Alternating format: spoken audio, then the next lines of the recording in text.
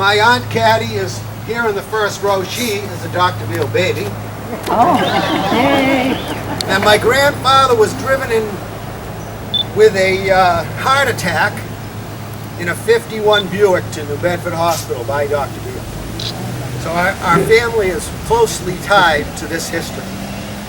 So without further ado, I do want to say one thing before we get started. I wanted to have everyone give a warm applause to Bill Collins for putting this together.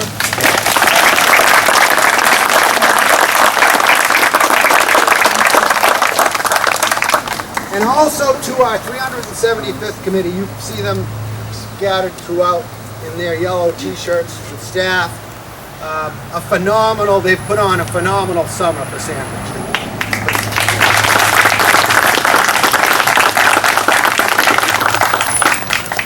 And now, without further ado, I'd like to introduce a good friend, a local historian, and a great storyteller, Jonathan Shaw.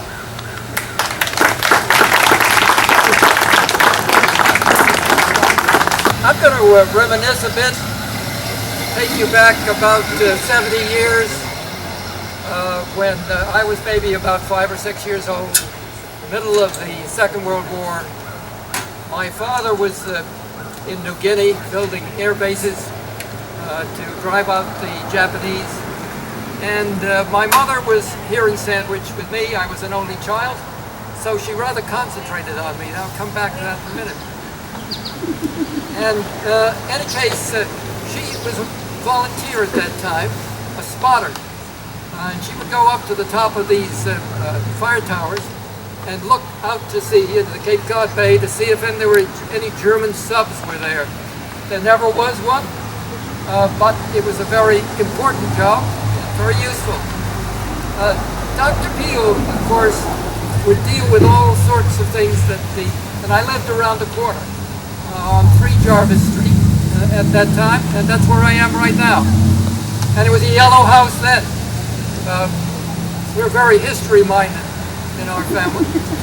And in any case, so I would see Dr. Beale. I would be taken by my mother up to the corner of School Street and Main Street here, and go in and see him. I remember very clearly what a nice guy he was. I would be taken to Dr. Beale. And I think, being an only child, I was taken frequently to Dr. Beale. And I seemed to have a lot of sore throats and all sorts of things like that. What he was one of the most reassuring people. And I got chicken pox. And I can remember only that I went to see it.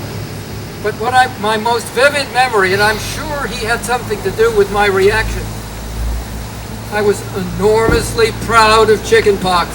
And every person who went by, I said, I have chicken pox. And they all say, oh, hi, Jonathan, because they all knew my name. Hi, well, that's good for you.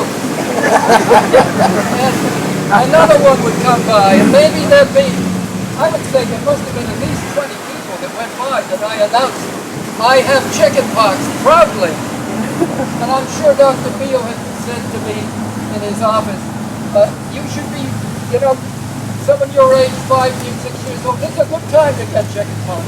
You should be pleased with it. So, someone came by and said to me, one of these last people, they said, do you know about chicken pox? And I said, what? You know, if you cut them off and bury them, they become chickens?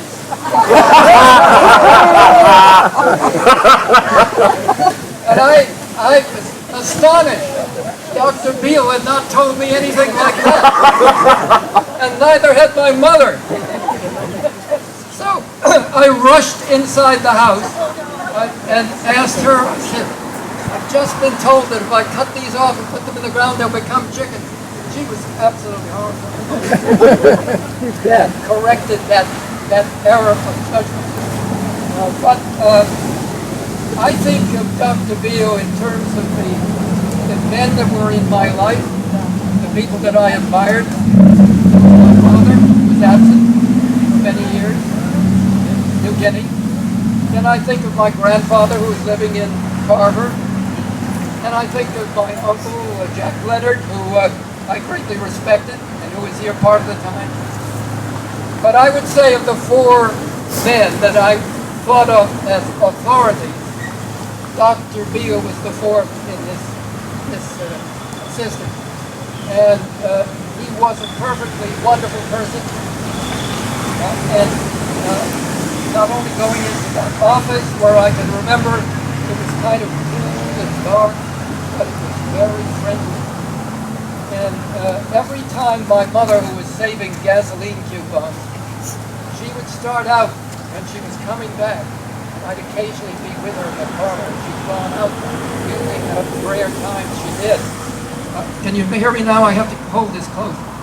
In any case, we would start at the top of the hill out there, and she would turn off the engine, and we would coast down the hill, come to the school street. We had to get up that little rise there. That was a critical moment. And then we would come down the whole street. And the next critical moment was turning at Dr. Beale's office to the left. That was important, but there was no hedge there at that time. And people, of course, there weren't many people driving. So that was a marking point.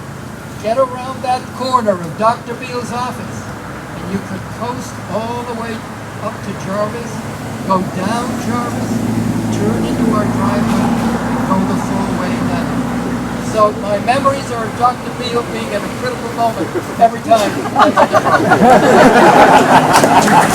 Thank you very much. Thank you very much, John.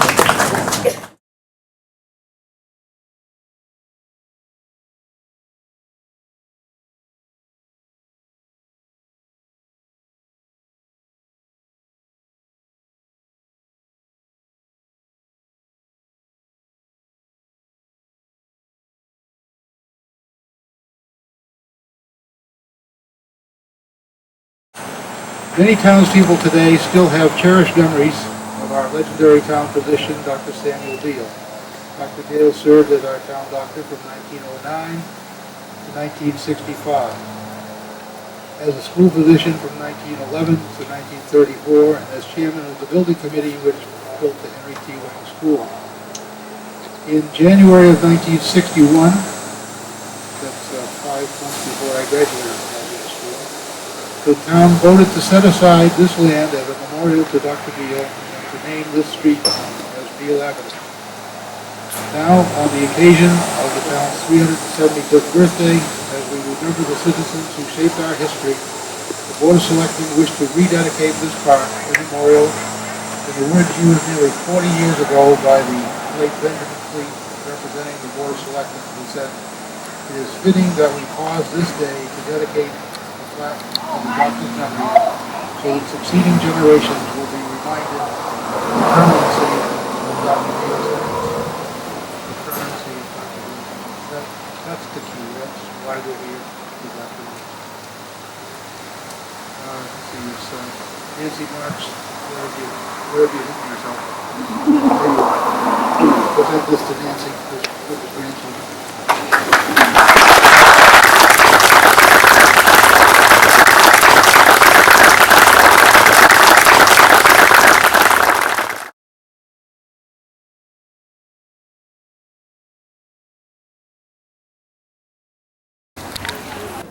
Samuel Marsden Beale IV. And you are? James Gordon Beale Jr. Samuel Bernard Beale. And James Gordon Beale Sr.